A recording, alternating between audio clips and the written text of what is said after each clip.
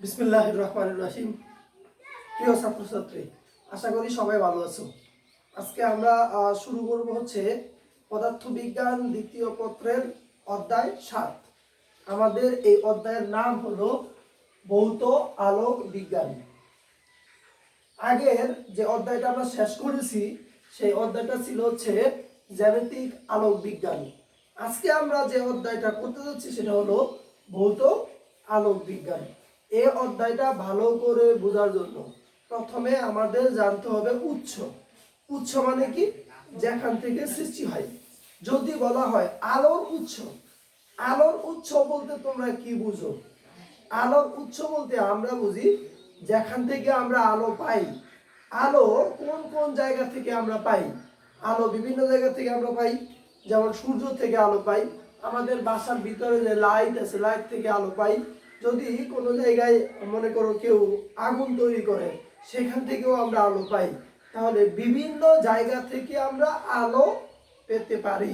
তো আমাদের এই অধ্যায়ের জন্য যে উৎসটা লাগবে সেই উৎসকে বলা হয় সুসংগত উৎস। সুসংগত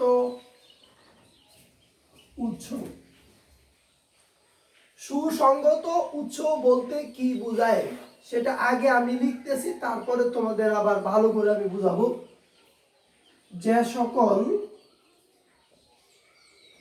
উৎস হতে মিশ্রিত আলোর তরঙ্গ দৈর্ঘ্য বিস্তার ও কম্পাঙ্ক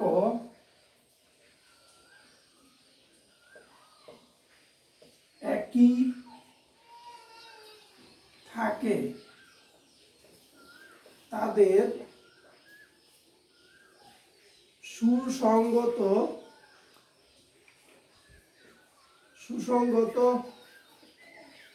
উৎস বলে। আমাদের বাসার ভিতরে যে লাইটগুলো আছে সেই লাইটগুলো এক একটা আলোর উৎস।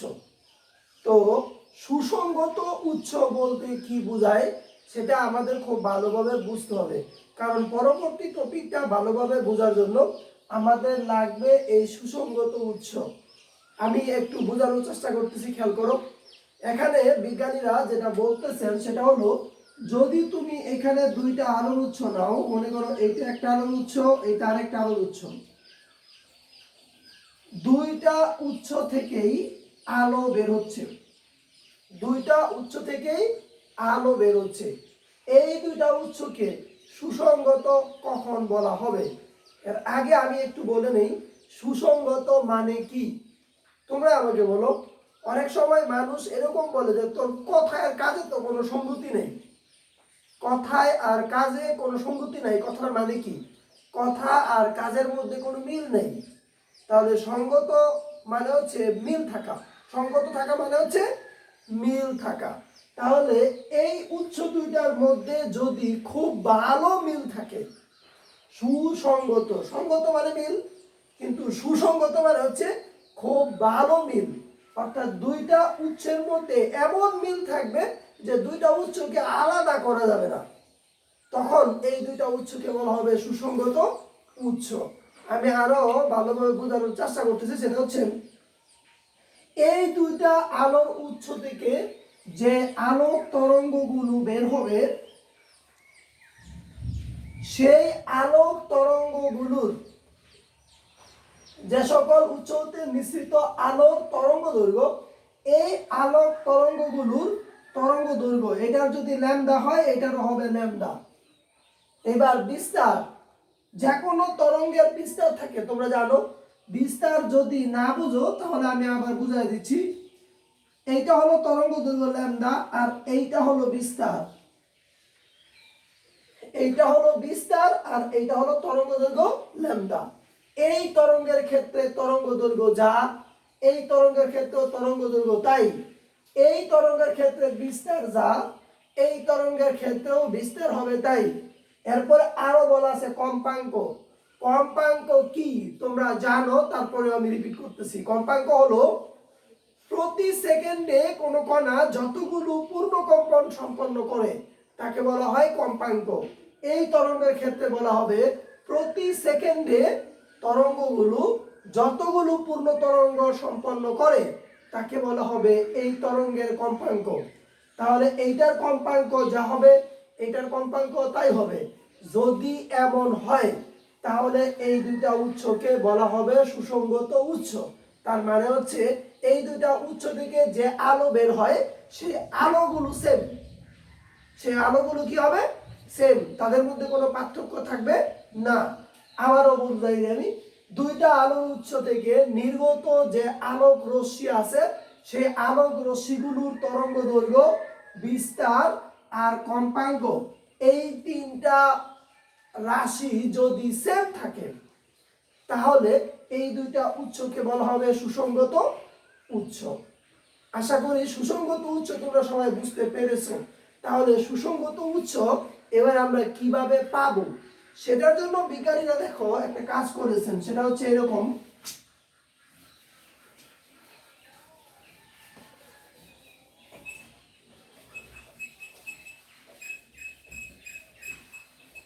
সুসংগত উৎস, তোমাদের বাসায় যদি তোমাদের বাসায় দুইটা টিউবলাইট আছে পাশাপাশি একই লাইন দিয়ে জ্বালানো, দুইটা টিউবলাইটেরই ওয়াট হলো 20 ওয়াট করে, দুইটা টিউবলাইটই 20 ওয়াটের, দুইটাই আমি একই লাইন দিয়ে পাশাপাশি জ্বালিয়ে রাখলাম। বিজ্ঞানীরা বলতেছে যে না, এই দুইটা উৎসকেও সুসংগত উৎস বলা যাবে না। আপাত দৃষ্টিতে আমাদের কাছে মনে হচ্ছে এই লাইটগুলো থেকে একই রকম আলো বের হবে, কিন্তু বাস্তবে দুইটা লাইট থেকে যে আলোগুলো বের হবে তাদের তরঙ্গ দৈর্ঘ্য, বিস্তার বা কম্পাঙ্ক একটু পার্থক্য হতে পারে। এই জন্য এই দুইটা আলোর উৎসকেও সুসংগত উৎস বিজ্ঞানীরা বলতে নারাজ। তাহলে কিভাবে সুসংগত উৎস তৈরি করবে সেটা আমরা এখন দেখব। যে কোনো একটা উৎস নেওয়া হলো যেখান থেকে আলো চারদিকে ছড়িয়ে যাচ্ছে, এই উৎসের সামনে একটা পর্দা নেওয়া হবে, উৎসের সামনে একটা পর্দা নেওয়া হবে, এই পর্দার মধ্যে দুইটা ছিদ্র করা হবে, এই দুইটা ছিদ্র হবে এই উৎস থেকে সমান দূরত্বে, এই উৎস থেকে এই ছিদ্রের দূরত্ব যা, এই উৎস থেকে এই ছিদ্রের দূরত্ব তা। আমরা সবাই জানি এই ছিদ্রের ভিতর দিয়ে কি যাবে, আলো ঢুকবে, আর আলো ঢুকলে এই আলোটাও অর্থাৎ এই ছিদ্রটাও একটা উৎস হিসেবে কাজ করবে, অর্থাৎ এখান থেকেও আলো আবার চারদিকে ছড়িয়ে যাবে। তো এখান থেকেও আলো আবার চারদিকে ছড়িয়ে যাবে। তাহলে আমাদের এখানে উৎস ছিল একটা, এই উৎসের সামনে আমরা একটা পর্দা দিলাম, এই পর্দার মধ্যে দুইটা ছিদ্র করে দিলাম, এই দুইটা ছিদ্র দুইটা আলোর উৎস হিসেবে কাজ করবে। তোমরা এবার আমাকে বলবা সেটা হচ্ছে এখান থেকে যে আলোটা যাচ্ছিল উৎস এখানে মূলত একটা, এই একটা উৎস থেকে যে আলোগুলো বের হবে সেইগুলোর তরঙ্গ দৈর্ঘ্য থাকবে সেম। এই তরঙ্গ দৈর্ঘ্য যদি সেম থাকে আর এখান থেকে যদি এই দুইটার উৎসের দূরত্ব সমান থাকে তাহলে এই দুইটা উৎস থেকে যে আলোগুলো সামনের দিকে এগিয়ে যাবে সেই আলোগুলোর বৈশিষ্ট্য হবে সেম। আর তখন আমরা S1 এবং S2 এই দুটাকে বলতে পারবো সুসংগত উৎস।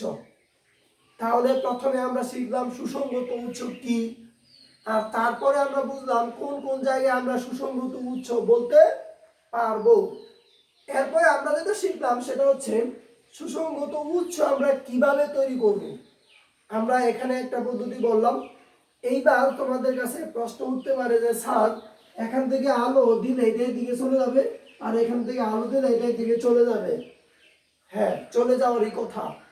এখানে যে দুইটা উৎস আছে দেখো, বা যে দুইটা ছিদ্র আছে সেই দুইটা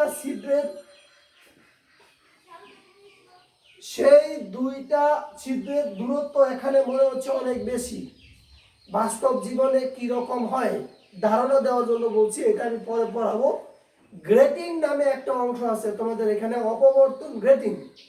গ্রেটিং নামে যে অংশটা আছে সেই গ্রেটিং মানে হচ্ছে একটা কাচের পাত, মানে পাতলা একটা কাচ, এই কাচের মধ্যে অনেকগুলো ছিদ্র থাকে, কাচের মধ্যে অনেকগুলো ছিদ্র থাকে। এখানে যে ছিদ্রগুলো আছে সেই ছিদ্রগুলো এক একটা এইরকম উৎস হিসেবে কাজ করবে। সেই ছিদ্রগুলো এক একটা উৎস হিসেবে কাজ করবে। এইবার দেখো এই জায়গায়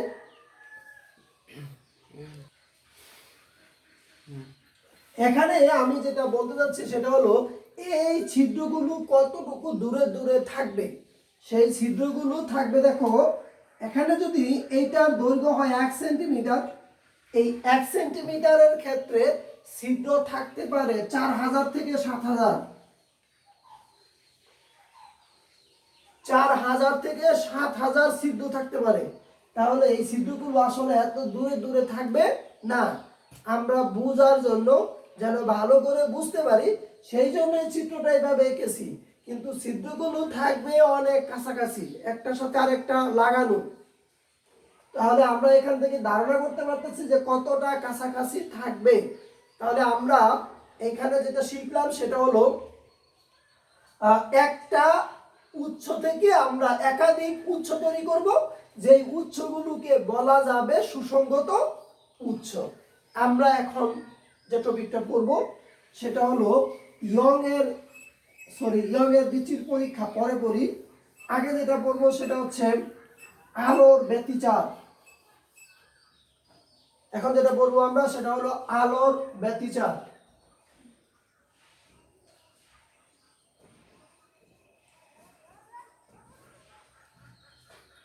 আলোর ব্যতিচার লিখে দেই, তোমরাও লিখে নাও। দুটি সুসংগত উৎস হতে সৃষ্ট আলো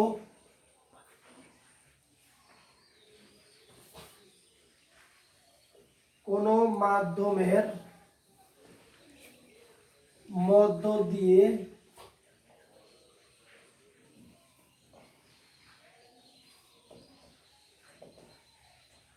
যাওয়ার সময়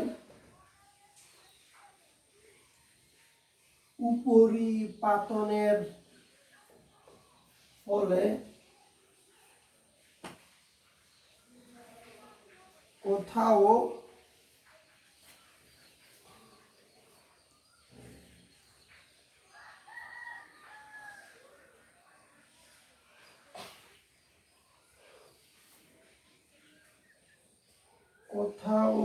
আলোর তীব্রতা বেড়ে যায়, আবার কোথাও আলোর তীব্রতা হ্রাস পায়।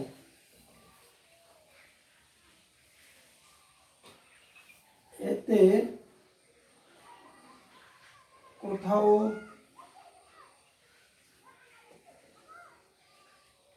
আলোর ঔজ্জ্বল্য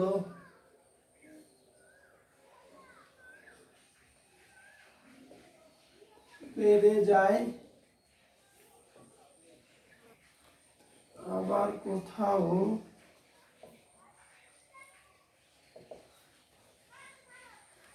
ঔজ্জ্বল্য কমে যায়। আলোর তীব্রতার এই পর্যায়ক্রমিক হ্রাস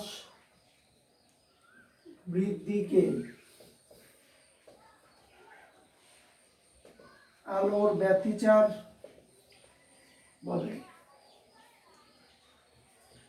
আলোর ব্যতিচার দুই প্রকার: গঠনমূলক ব্যতিচার, ধ্বংসাত্মক ব্যতিচার।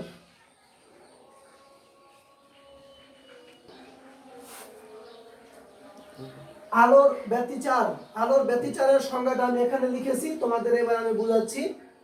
দুটি সুসংগত উৎস হতে, সুসংগত উৎস কি তোমরা বুঝতে পেরেছো?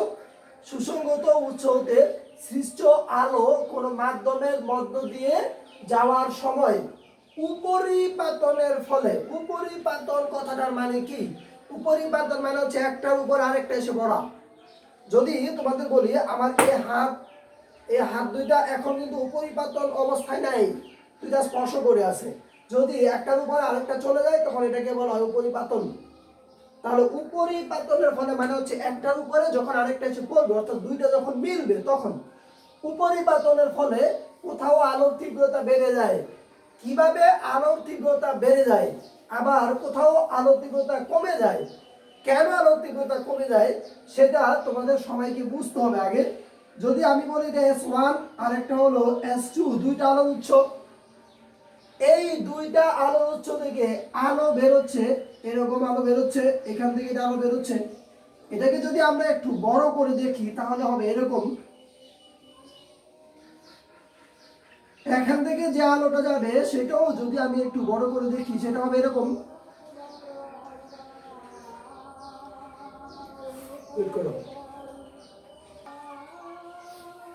তাহলে আমরা এখানে যেটা দেখলাম সেটা হলো দুইটা আলোর উৎস, একটা হলো S1 আর একটা হলো S2। এই দুইটা আলোর উৎস থেকে এরকম দুইটা আলোক তরঙ্গ বের হলো। এই দুইটা আলোক তরঙ্গ একসাথে মিলিত হবে।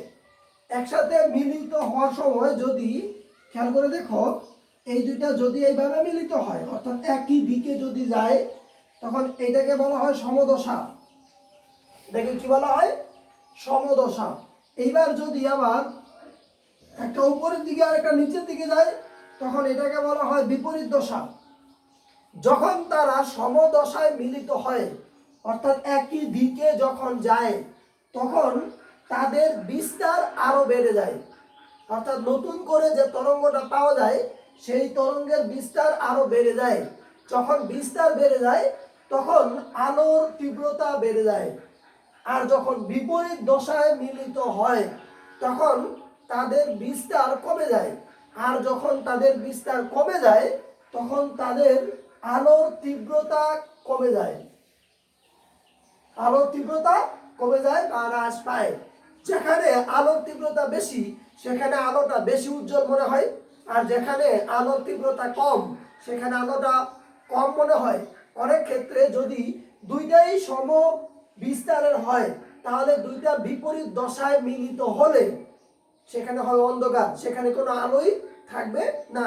তাহলে আমরা দেখতে পাচ্ছি একবার সমদশায় হলে আলোর তীব্রতা বেড়ে যায় আর বিপরীত দশায় হলে আলোর তীব্রতা কমে যায়। এই বেড়ে যাওয়া আর কমে যাওয়ার যে ঘটনা, এই ঘটনাটাকে বলা হয় আলোর ব্যতিচার। এই আলোর ব্যতিচারকে দুই ভাগে ভাগ করা হলো। এক নাম্বার হচ্ছে গঠনমূলক ব্যতিচার আর দুই নাম্বার হলো ধ্বংসাত্মক ব্যতিচার। তোমরা খেয়াল করে দেখতে পেয়েছো যেখানে আলোর তীব্রতা বেড়ে যায় সেখানে গঠন করলো, আর যেখানে হ্রাস পায় সেখানে ধ্বংস করে দিল।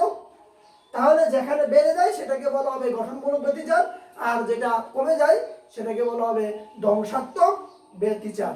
কারণ আগেও আলোর একটা তীব্রতা ছিল, যখন বিপরীত দশায় মিলিত হয় তখন কোনো তীব্রতাই থাকে না, আর এই জন্য এটাকে বলা হয় ধ্বংসাত্মক ব্যতিচার।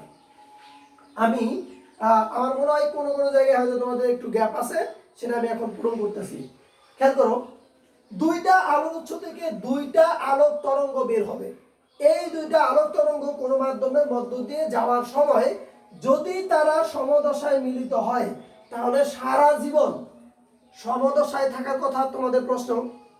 কারণ দুইটার বিস্তার সমান, দুইটার কম্পাঙ্ক সমান, দুইটার তরঙ্গ দৈর্ঘ্য সমান। তাহলে একবার সমদশায় আপনি আবার আরেকবার বলতেছেন বিপরীত দশায়, কিভাবে সম্ভব? একবার সমদশায় আরেকবার বিপরীত দশায় কিভাবে সম্ভব সেটা আমাদের এখন বুঝতে হবে। সেটা আমি এখন ইয়ং এর দ্বিচির পরীক্ষার মাধ্যমে বুঝাবো। ইয়ং এর দ্বিচির পরীক্ষার মাধ্যমে বুঝাবো কিভাবে তারা একবার সমদশায় আর কিভাবে আরেকবার বিপরীত দশায় মিলিত হয়। আমি আশা করি সংজ্ঞাটা তোমরা বুঝতে পেরেছো। আর যতটুকু গ্যাপ আছে সেটা ইয়ংয়ের দ্বিতীয় পরীক্ষার মাধ্যমে এখন দেখাচ্ছি।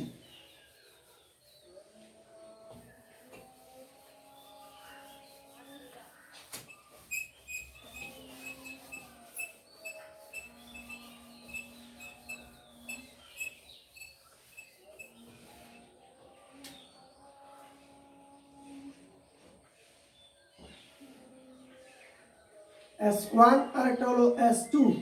ইয়ং এর দ্বিচির পরীক্ষা কথাটার মানে কি? এখানে দুইটা চিরকে দুইটা উৎস হিসেবে ব্যবহার করা হবে। আমরা সুসংগত উৎসের মধ্যে দেখেছিলাম দুইটা ছিদ্রকে আমরা দুইটা উৎস হিসেবে ব্যবহার করেছিলাম, বা দুইটা ছিদ্রের মাধ্যমে আমরা দুইটা উৎস তৈরি করেছিলাম। এখানে চির মানে হচ্ছে ছিদ্র, চির মানে হচ্ছে ছিদ্র। এই চির দুইটা উৎস হিসেবে কাজ করবে। আর সামনে যদি আমরা একটা পর্দা রেখে দেই, এই পর্দার মধ্যে আলোগুলো গিয়ে পড়বে। আলোগুলো যখন গিয়ে পড়বে তখন এক জায়গায় আলোর তীব্রতা বেড়ে যাবে আর এক জায়গায় আলোর তীব্রতা কমে যাবে। সেই অংশটা তোমাদের আমি দেখাচ্ছি। এখন মনে করো এখান থেকে আলো গিয়ে এই বিন্দুতে পড়লো, S1 থেকে আলো গিয়ে ও বিন্দুতে পৌঁছালো, S2 থেকে আলো ও বিন্দুতে পৌঁছালো। এবার এই জায়গায় পৌঁছানোর পর তারা হয় সমদশায় মিলিত হবে, না হলে বিপরীত দশায় মিলিত হবে। যদি সমদশায় মিলিত হয় তাহলে হবে উজ্জ্বল, আর যদি বিপরীত দশায় মিলিত হয় তাহলে হবে অন্ধকার। আমরা একটু দেখি এই জায়গায় সমদশা হবে নাকি বিপরীত দশা হবে, তোমরা আমাকে বলবা। মনে করো এটা হলো S1 তরঙ্গ আর এইটা হলো S2 তরঙ্গ। S1 আর একটা হলো S2।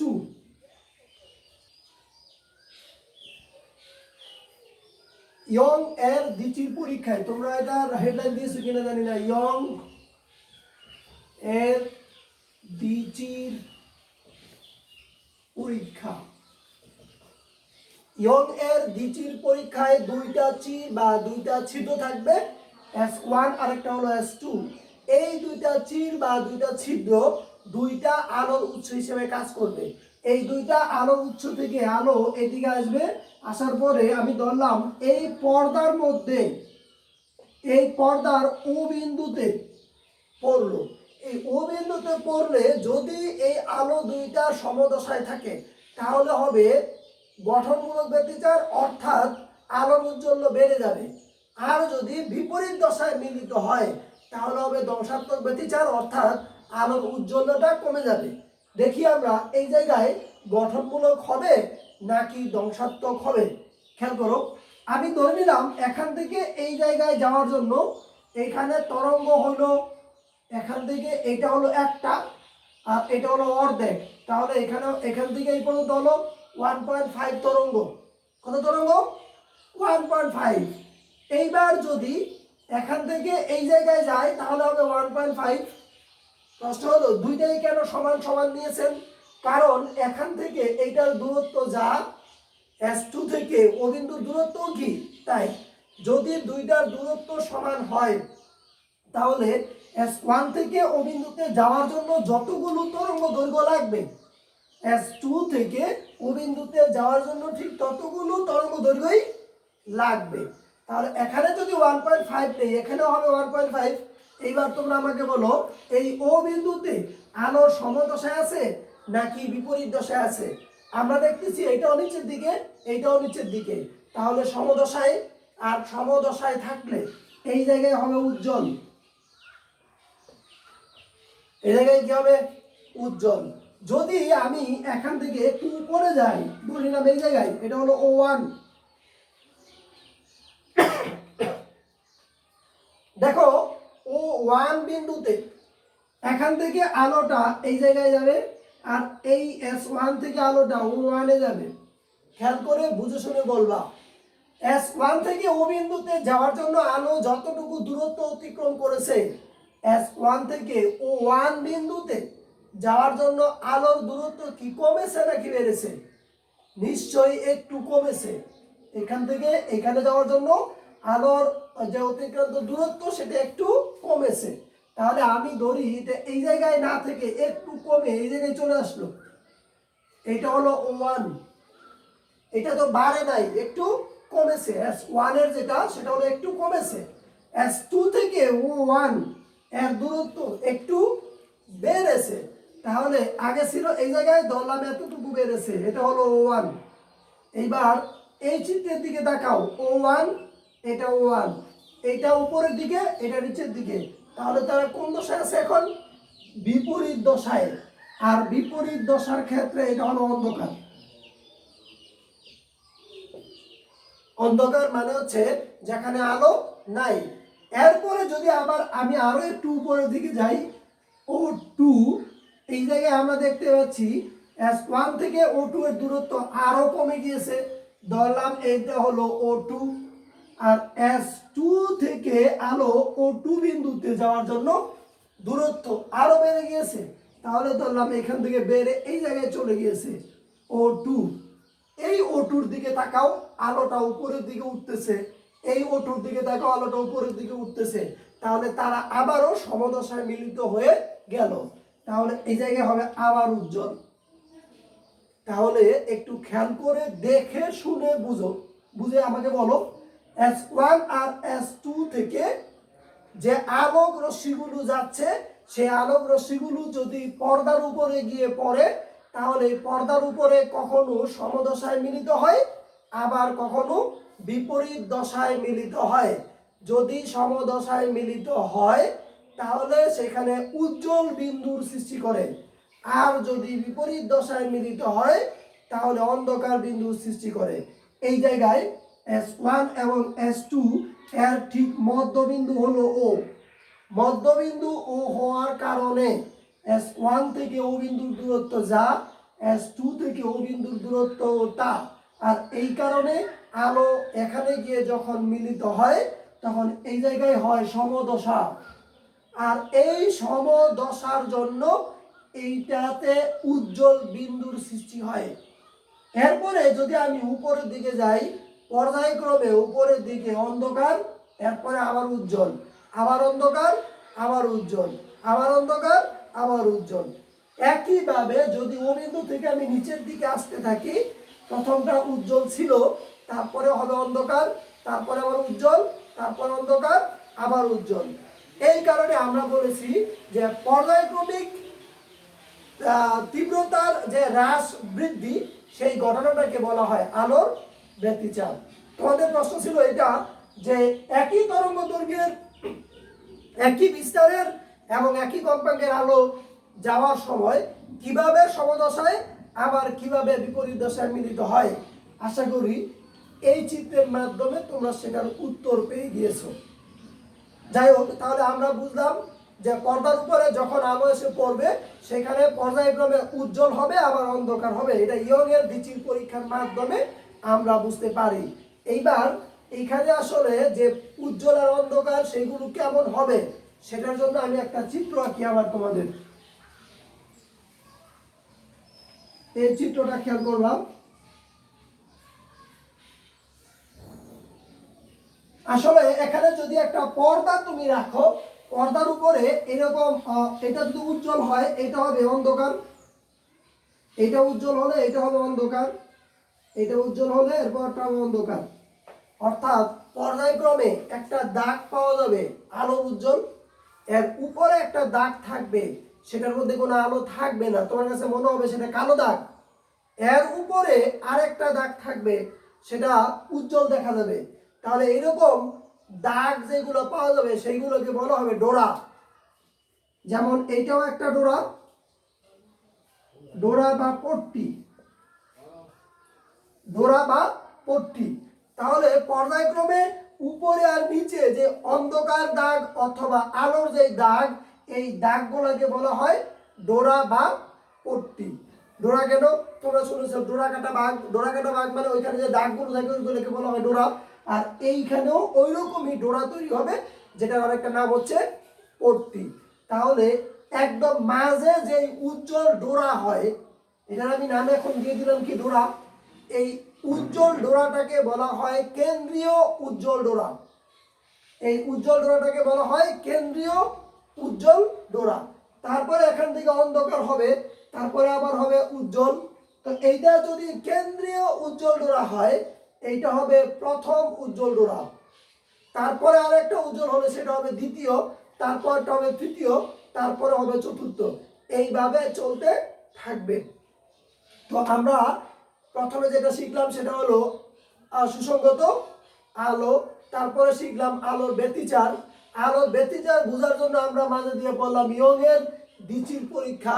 ইয়ংয়ের দ্বিচির পরীক্ষার মাধ্যমে আমরা যেটা শিখলাম সেটা হলো একটা পর্দার উপরে কিভাবে উজ্জ্বল এবং অন্ধকার ডোরার সৃষ্টি হবে, আর ডোরা কি সেটাও আমরা বুঝলাম। এখন আমরা যেটা পড়বো সেটা হলো ব্যতিচারের রাশিমালা, অর্থাৎ গঠনমূলক ব্যতিচারের একটা শর্ত আছে, ধ্বংসাত্মক ব্যতিচারেরও আর একটা শর্ত আছে। এই দুইটা শর্ত আজকে আমরা পড়বো ইনশাআল্লাহ। সবাই লিখো ব্যতিচারের রাশিমালা।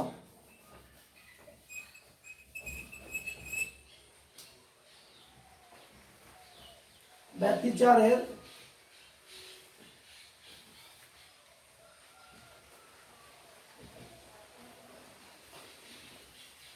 মনে করি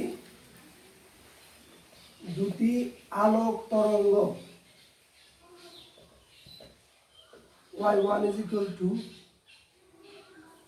a sin 2 pi by lambda ct minus x1,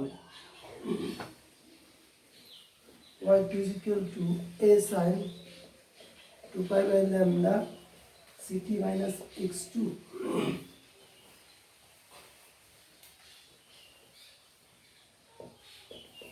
y1 plus y2 is sin 2 pi by lambda ct minus plus a sin 2 pi by lambda ct minus x2.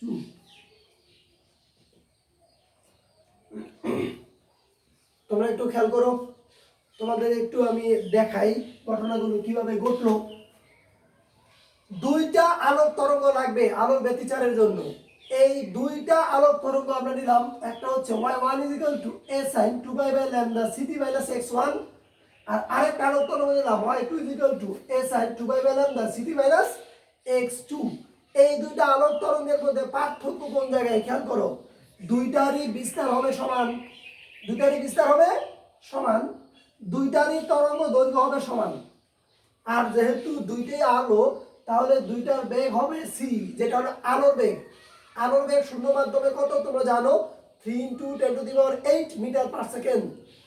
এই জায়গায় এটাকে বলা হয় দশা পার্থক্য, কিন্তু এই x1 আর x2 এটাকে এই জায়গায় বলা হয় পথ, অর্থাৎ আলোর যে অতিক্রান্ত পথ সেটা হচ্ছে একটা x1 আর একটা হচ্ছে x2। আমরা একটু আগে দেখেছিলাম যে আলোর তরঙ্গ দৈর্ঘ্য সেম, বেগ সেম, এখানে বিস্তারও সেম, কিন্তু যেই জায়গায় গিয়ে মিলিত হয় সেই জায়গায় দুইটা উৎসের জন্য দুই ধরনের অতিক্রান্ত দূরত্ব পাওয়া যায়।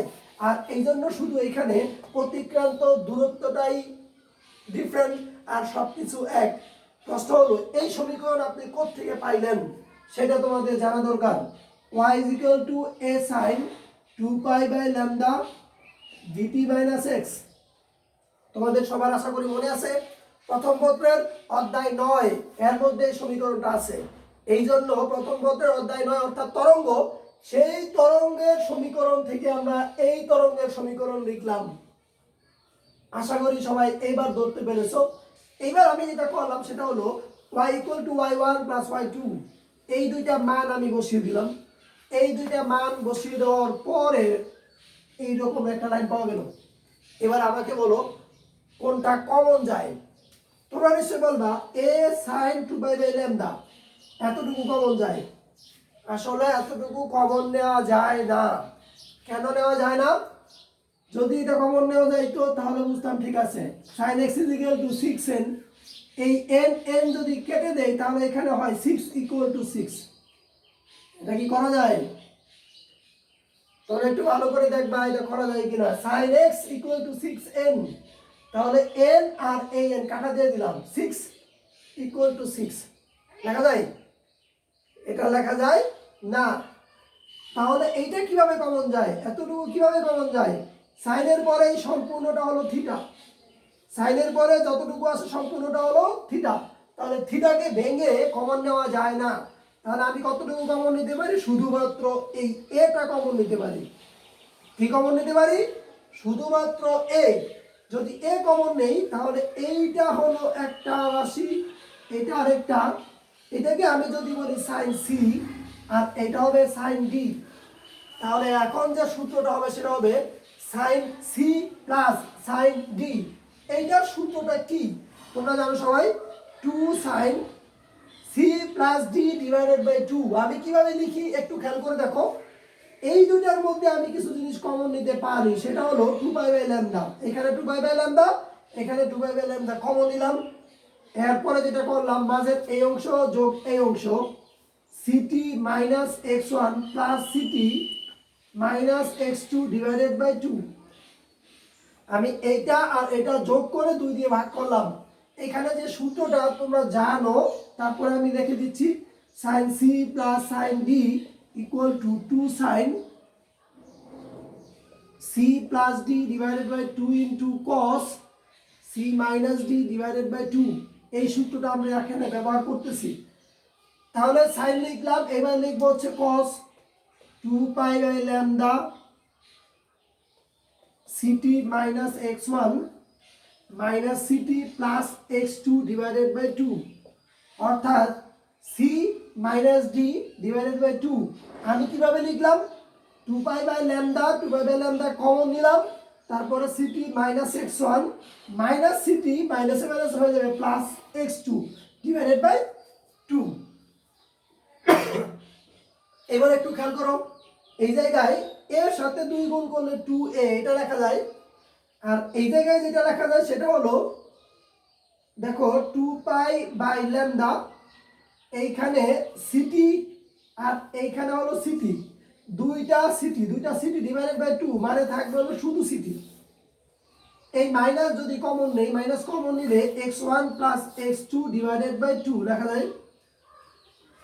কারণ এই CT plus CT 2 CT divided by 2 কাটাকাটি করলে শুধু সিটি। এই মাইনাস কমন নিলে x1 প্লাস x2 এর নিচে আছে 2। একইভাবে একটু ডান পাশেরটা দেখি কি হয়। 2 পাই বাই ল্যামডা, এই জায়গায় খেয়াল করে দেখো সিটি সিটি কাটা যায়, তাহলে x2 minus x1 divided by 2 থাকে। এই জায়গায় আমি যদি দেখি এই 2 আর 2 কাটা দিয়ে না, কাটা না দেই, x2 minus x1 divided by 2 লেখা যায়।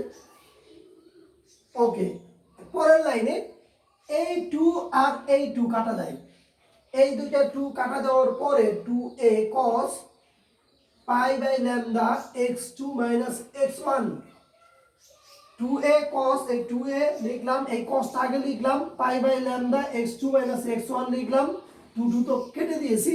আর এই জায়গায় যেটা থাকে সেটা হলো sine 2 pi by lambda CT minus X. এই জায়গায় আমি দেখতে পারি x1 plus x2 divided by 2 equal to x। এটা গড় মান, কি মান? গড় মান। এই জায়গায় আমি লিখতে পারি y equal to a sin 2 pi by lambda CT minus X. এখানে শুধু সাইনের অংশটা রাখলাম আর বাকি অংশটা এই ক্যাপিটাল এর ভিতরে ঢুকে গেল কেন? কারণটা কি? তোমরা একটু এদিকে তাকাও।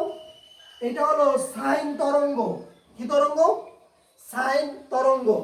এবার সাইনের এই অংশটা যদি আমি বাদ দেই, আগে আছে হলো এ, এই এটাকে বলা হয় বিস্তার। এটাকে কি বলা হয়? বিস্তার।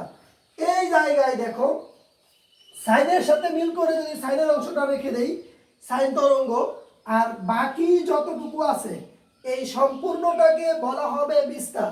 কিরকম বিস্তার আমি একটু লিখে দেই, তারপরে তোমরা বুঝতে পারবা।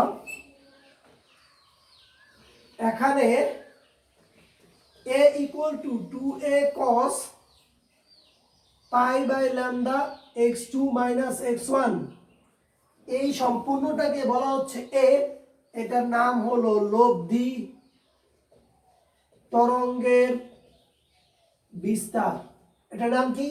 লব্ধি তরঙ্গের বিস্তার।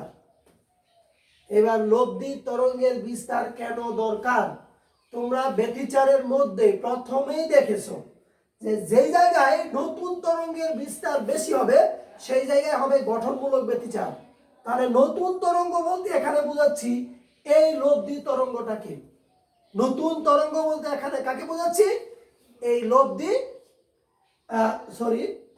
এই লব্ধি তরঙ্গটাকে। এই লব্ধি তরঙ্গের মান বেশি হবে নাকি কম হবে সেটা নির্ভর করে এই বিস্তারের উপর। কারণ কোনো জায়গায় যদি বিস্তারটা বেশি হয় তাহলে সেখানে হবে উজ্জ্বল, আবার কোনো জায়গায় যদি বিস্তারটা একেবারে না থাকে সেখানে হবে অন্ধকার। তাহলে নির্ভর করে কার উপর? এই লব্ধি বিস্তারের উপর বা লব্ধি তরঙ্গের বিস্তারের উপর। যদি কোনো জায়গায় লব্ধি তরঙ্গের মান সবচেয়ে বেশি হয় তাহলে সেই জায়গায় এই তরঙ্গটা হবে উজ্জ্বল, আর যদি কোনো জায়গায় লব্ধি তরঙ্গের বিস্তার মান একেবারে না থাকে সেই জায়গায় হবে অন্ধকার। তাহলে আমরা এখন যেটা শিখবো সেটা হলো গঠনমূলক ব্যতিচারের শর্ত।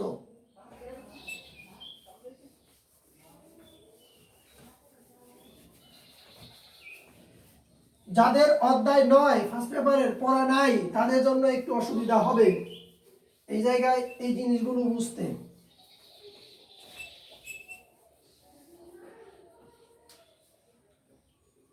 গঠনমূলক ব্যতিচারের শর্ত মানে কি? কোন কোন শর্তে গঠনমূলক ব্যতিচার ঘটবে সেটা আমাদের বুঝতে হবে এখন। তাহলে আমরা শুধু জানি যে এই বিস্তারের মানটা যখন বেশি তখনই গঠনমূলক ব্যতিচার হবে, আর বিস্তারের মানটা যখন থাকবে না তখন হবে ধ্বংসাত্মক ব্যতিচার। এইবার লিখব গঠনমূলক ব্যতিচারের ক্ষেত্রে a equal to 2a cos plus minus 2a অর্থাৎ cos pi by lambda x2 minus x1 is equal to plus minus 1। কিভাবে হলো এটা একটু ভালো করে আমাদের বুঝতে হবে, সবার জন্য জরুরি, যারা জানো এবং যারা জানো না সবার জন্য এটা জরুরি। এখান থেকে যদি আমি 0 ডিগ্রি শুরু করি তাহলে এখান থেকে ঘুরে এই জায়গায় যখন আসবে তখন এটা হবে পাই, এখান থেকে যখন ঘুরে আবার এখানে যাবে তখন হবে 2 পাই, এখান থেকে যখন ঘুরে আবার এখানে হবে তখন হবে 3 পাই, আবার এখানে হবে 4 পাই, এখানে হবে 5 পাই, এটা হবে 6 পাই, এটা 7 পাই। এইভাবে সারা জীবন ধরে চলতে থাকবে, যত ঘুরাইতে থাকবে ততই এটা ঘটনা করতে থাকবে। এবার আমাকে বলো cos 0 এই মানটা যদি এখানে বসে cos 0 ডিগ্রির মান কত? 1 যদি হয় তাহলে এই জায়গায় হচ্ছে 1। এইখান থেকে ঘুরে যদি এই জায়গায় চলে আসো তাহলে এই জায়গায় cos এর মান হলো -1। একেবারে সহজ হিসাব। এই জায়গায় যদি হয় 0 ডিগ্রি এটা হচ্ছে 180 ডিগ্রি। 180 ডিগ্রি কথাটার মানে হচ্ছে উল্টা দিকে ঘুরে যাওয়া। আমি যদি যাই পশ্চিম দিকে তাহলে আরেকজন 180 ডিগ্রি কোণে যাচ্ছে, সে যাবে আবার উল্টা দিকে পূর্ব দিকে। এই কারণে এইখানে cos এর মান যা হয় এইখানে হয় তাই মান তাই হয়, কিন্তু হয় উল্টা। উল্টা মানে ঋণাত্মক, উল্টা মানে। এইবার আমাকে বলো cos 0 ডিগ্রি মান 1, তাহলে cos পাই এর মান কত? -1। cos 2 পাই এর মান কত? আবার 1। cos 3 পাই এর মান হচ্ছে আবার -1। cos 5 পাই এর মান -1। cos 7 পাই এর মান -1। cos 9 পাই এর মান -1। সারা জীবন ধরে চলতে থাকবে -1। আর এই জায়গায় সারা জীবন ধরে চলতে থাকবে cos 0 ডিগ্রি মান 1, cos 2 পাই এর মান 1, cos 4 পাই এর মান 1, cos 6 পাই এর মান 1, cos 8 পাই এর মান 1। এটা সারা জীবন ধরে চলতে থাকবে। এটাকে আমরা এখানে কাজে লাগিয়েছি, খেয়াল করুন। এটাকে আমরা বলেছি লব্ধি তরঙ্গের বিস্তার, এটা হলো মূল বিস্তার। তো এই বিস্তারটা কার উপর নির্ভর করে? এই দুইটার উপর নির্ভর করে না, এটা হলো ধ্রুবক। তাহলে নির্ভর করে cos থিটা এর উপর। cos থিটা কেন বললাম? cos এর পরে বা sin এর পরে যা থাকে সেটাকে বলা হয় থিটা, অর্থাৎ কোণ। এই পুরোটা হলো একটা কোণ, এই সম্পূর্ণটা হলো একটা কোণ। তাহলে cos থিটা এর মান সর্বোচ্চ হয় +1 আর সর্বনিম্ন কত হয়? -1। চিত্রের মাধ্যমে যদি আমি তোমাদের দেখাই তাহলে তোমরা এরকম বলবা, এইটা হচ্ছে +1 আর এইটা হলো -1। কিন্তু এই জায়গায় বিস্তারের ক্ষেত্রে মনে রাখতে হবে +1 হলো বিস্তার সর্বোচ্চ, আবার -1 হলো বিস্তার সর্বোচ্চ। তাহলে কম কোন জায়গায়?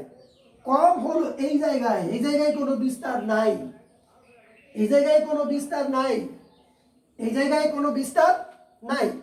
তাহলে আমাদের cos থিটা এর মান যদি +1 হয় তাহলেও হবে বিস্তার সর্বোচ্চ।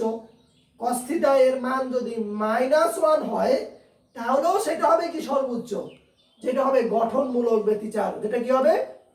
গঠনমূলক ব্যতিচার। এইবার যদি cos থিটা এর মান আমি +1 বসাই তাহলে আমার এখানে আসবে +2a। এখানে কি আসবে? +2a, কারণ cos থিটা এর মান আমি +1 বসিয়েছি। এইবার যদি cos থিটা এর মান আমি -1 বসাই তাহলে এর মান আসবে -2a। তাহলে এই ক্যাপিটাল এ এর মান +2a হোক অথবা -2a হোক, দুইটাই হবে গঠনমূলক ব্যতিচার। দুইটাই কি হবে? এইবার এইটা যে আমি লিখলাম কোন বেসিসে লিখলাম? এই cos থিটা এর মান হবে +-1। cos থিটা এর মান কত হবে? +-1। এইবার তোমরা আমাকে বলবা আর আমি লিখব cos π/λ x2 - x1 = এখানে তো cos এর মানই বসাবো। cos কত ডিগ্রির মান +1? cos 0 ডিগ্রির মান +1, cos 0 ডিগ্রির মান। তারপরে আবার আছে -1, cos কত ডিগ্রির মান -1? cos π এর মান -1। তারপরে আবার এই জায়গায় যদি যাই cos 2π এর মান আবার +1। তারপরে cos 3π, এইভাবে সারা জীবন ধরে চলতে থাকবে। উভয় পক্ষ থেকে আমি cos গুলো বাদ দিয়ে দিলাম, তাহলে হবে π/λ x2 - x1 = এখানে হবে 0, তারপরে হবে π, তারপরে হবে 2π, 3π, চলতে থাকবে। এইবার আমি উভয় পক্ষ থেকে এই পাইও বাদ দিয়ে দিব। এখানে হবে 1/λ x2 - x1 = 0, তারপরে 1, তারপরে 2, তারপরে 3, চলতে থাকবে। এই জায়গা থেকে যদি আমি দেখি x2 - x1 = হবে ল্যামডার সাথে 0 গুণ করলে হবে 0, 1 এর সাথে ল্যামডা গুণ করলে হবে ল্যামডা, তারপর হবে 2λ, তারপর হবে 3λ। সুতরাং x2 - x1 = লেখা যায় nλ। এটাকে আবার লেখা যায় 2n λ/2, যেখানে n এর মান হলো 0, 1, 2, 3, চলতে থাকবে। একটু খেয়াল করে দেখো এটা কিভাবে লিখলাম। যদি n এর মান 0 হয় তাহলে হবে 0, n এর মান যদি 1 হয় তাহলে হবে ল্যামডা, n এর মান যদি 2 হয় তাহলে হবে 2λ, n এর মান যদি 3 হয় তাহলে হবে 3λ। এইভাবে এইটা চলতে থাকবে। তাহলে আবার এইটা কি দরকার? এটা দরকার এই জন্য যে দেখো 2 দিয়ে গুণ করলাম আবার 2 দিয়ে ভাগ করলাম। এই 2n এটা হচ্ছে একটা জোড় সংখ্যা। তুমি খেয়াল করে দেখবা n এর মান তুমি 0 বসালে তো 0, 1 বসালে হয়ে যাবে 2, 2 বসালে হয়ে যাবে 4, 3 বসালে হয়ে যাবে 6। তাহলে এই 2nটাকে বলা হয় জোড় সংখ্যা। এবার লাস্টে একটা লাইন আমি লিখব, সেই লাইনটা কোথায় লিখব? নিচে লিখি। অর্থাৎ দেখা যায়, অর্থাৎ এইটাকে বলা হয় পথ পার্থক্য। এই x1 আর x2 দুইটা পথ ছিল, এই দুইটা পথের যে পার্থক্য সেটাকে বলা হয় পথ পার্থক্য। পথ পার্থক্য λ/2, এখানে λ/2 এর জোড় গুণিতক হলে গঠনমূলক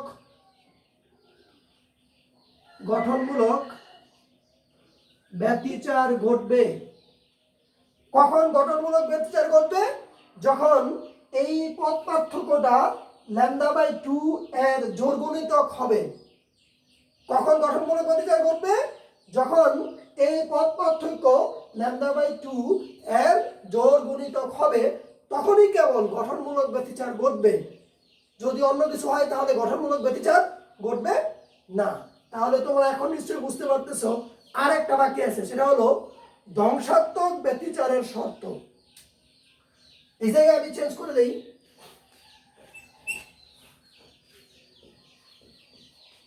ধ্বংসাত্মক, এই জায়গায় চেঞ্জ হবে ধ্বংসাত্মক, এই জায়গায় কি হবে বলতো, এই জায়গায় হবে 0। ধ্বংসাত্মক কখন হবে? যখন কোনো বিস্তারই থাকবে না, তখন কোনো আলো থাকবে না, ওই অবস্থা থেকে বলা হবে ধ্বংসাত্মক। তাহলে এই জায়গায় কখন 0 হবে? যদি cos থিটার মান কি হয়? 0 হয়। এই অংশটা মুছে দেই।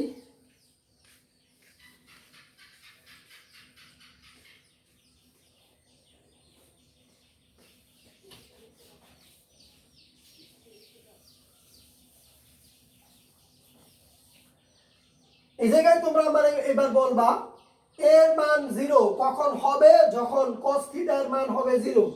এবার cos থিটা এর মান কখন কখন 0 হবে সেটা আমাদের জানতে হবে। এই চিত্রের দিকে দেখাও, এইটা যদি হয় π/2, মানে এখানে 0, এখানে হলো 90 ডিগ্রি, তাহলে এইখানে হয় 3π/2। কিভাবে হয় সেটা একটু দেখি। এইটা হলো π/2, এইটা হলো π/2, দুইটা হলো, এইটা হলো π/2, কয়টা হলো? 3টা। তাহলে এটা π/2 হলো, এটা হবে 3π/2। এরপরে আবার এটা 4, এটা 5, তাহলে এটা হবে 5π/2, তাহলে এটা কত হবে? 7π/2। এই কোণটা যদি π/2 হয়, এটা হবে 3π/2, এখান থেকে ঘুরে আবার এখানে যদি যায় তাহলে হবে 5π/2, এখান থেকে ঘুরে যদি আবার এখানে আসে তাহলে হবে 7π/2। এইবার তোমরা জানো cos 90 ডিগ্রির মান কত? এই জায়গায় cos 90 ডিগ্রি মান হচ্ছে 0। তো এইখানে যদি 0 হয় তাহলে এইখানে হবে cos থিটার মান -0। -0 বলে কোনো কিছু নাই, এই জন্য এইটা যদি 0 হয় তাহলে এইটাও হবে 0। খেয়াল করে দেখো, cos π/2 এর মান 0, cos 5π/2 এর মানও 0, cos 3π/2 এর মানও 0, cos 7π/2 এর মানও কি 0। তাহলে খুব সহজে আমরা লিখতে পারি, তোমরা বলো cos π/2, তারপরে হবে cos 3π/2, তারপর হবে cos 5π/2, তারপর হবে cos 7π/2। উভয় পক্ষ থেকে আমরা cos গুলো বাদ দিয়ে দিব, তাহলে π/2, 3π/2, 5π/2, 7π/2 চলতে থাকবে। এবার পাই গুলো বাদ দিয়ে দিব, x2 - x1 = হাফ, 3/2, 5/2, 7/2। এই জায়গা থেকে লিখতে পারি x2 - x1 = λ/2, 3/2 lambda, 5/2 lambda, 7/2 lambda। এই জায়গায় দেখো, এটা হচ্ছে হাফ ল্যামডা, এটা হচ্ছে 3 λ/2, এটা হচ্ছে 5 λ/2, এটা হলো 7 λ/2। তাহলে 1, 3, 5, 7 এগুলো বিজোড়, এগুলো কি বিজোড়। তাহলে আমরা লিখতে পারি এই জায়গায় x2 - x1 = 2n + 1 λ/2। এখানে 2nটা যদি জোড় হয়, যদি +1 করে দেই তাহলে হয়ে যাবে বিজোড়। এই জায়গায় এর মান হবে 0, 1, 2, 3। তাহলে এই জায়গায় আরেকটা জিনিস লিখতে পারি আমরা, 2n - 1, ওইটাও বিজোড় সংখ্যা, কিন্তু -1 কেন লিখলাম না? কারণ n এর মান যদি আমি 0 বসাই তাহলে এখানে প্রথম মানটা চলে আসবে ঋণাত্মক, এই ঋণাত্মক মানটা আমাদের এই জায়গায় নাই। সুতরাং আমরা লিখব x2 - x1 = 2n + 1 λ/2। একেবারে লাস্ট লাইন তোমরা কি লিখবা? অর্থাৎ পথ পার্থক্য λ/2 এর বিজোড় গুণিতক হলে ধ্বংসাত্মক ব্যতিচার ঘটবে। অর্থাৎ এই পথ পার্থক্য যদি λ/2 এর বিজোড় গুণিতক হয় তাহলেই ধ্বংসাত্মক ব্যতিচার ঘটবে। আমরা আজকের ক্লাসে কোনো অঙ্ক করাইলাম না। কেন করাইলাম না? কারণ আগে তো থিওরি বুঝতে হবে, থিওরি বোঝার পরে আমরা অঙ্ক করতে পারবো। আগামী ক্লাসে আমরা আশা করি যে অঙ্ক করতে পারবো। তোমাদের কাজটা কি? তোমাদের কাজ হলো আমি আজকে যতটুকু পড়িয়েছি প্রথম থেকে শেষ পর্যন্ত দরকার হলে বারবার দেখবা, বারবার দেখার পরে তোমরা এটা ভালো করে বোঝার চেষ্টা করবা। আর অবশ্যই খাতার মধ্যে লিখবা, খাতার মধ্যে লিখলেই তুমি ভালো বুঝতে পারবা। আমি চেষ্টা করেছি মোটামুটি বোঝানোর জন্য। অনেক প্রশ্নই তোমাদের মনে থাকতে পারে, সেই প্রশ্ন সবগুলোর উত্তর আমি এই মুহূর্তে দিতে তো পারতেছি না। যখন সরাসরি দেখা হবে তখন অবশ্যই উত্তরগুলো ভালো করে আরো দেওয়ার চেষ্টা করবো। তো তোমাদের আজকে আর নতুন করে কোনো এক্সামটা দিলাম না। বিশেষ করে এই চিত্রটা মনে রাখবা আজকের পর থেকে সারা জীবনের জন্য, কারণ এই চিত্রটাই তোমার অনেক জায়গায় ম্যাথমেটিক্সে বলো, ফিজিক্সে বলো, বিভিন্ন জায়গায় তোমাকে কাজে দিবে। এই চিত্রটা মনে রাখবা, সুসংগত উৎস ভালো করে পড়বা, ব্যতিচারটা বুঝবা, বিশেষ করে গঠনমূলক আর ধ্বংসাত্মক ব্যতিচারের যে শর্ত, সেই দুইটা শর্ত খুব ভালোভাবে মনে রাখবা, কারণ পরের অঙ্কগুলোতে এই শর্তগুলো আমাদের কাজে লাগবে। আজকে আর এই লেকচারটা বাড়ালাম না সামনের দিকে। সবাই ভালো থাকবা, সুস্থ থাকবা। আল্লাহ হাফেজ।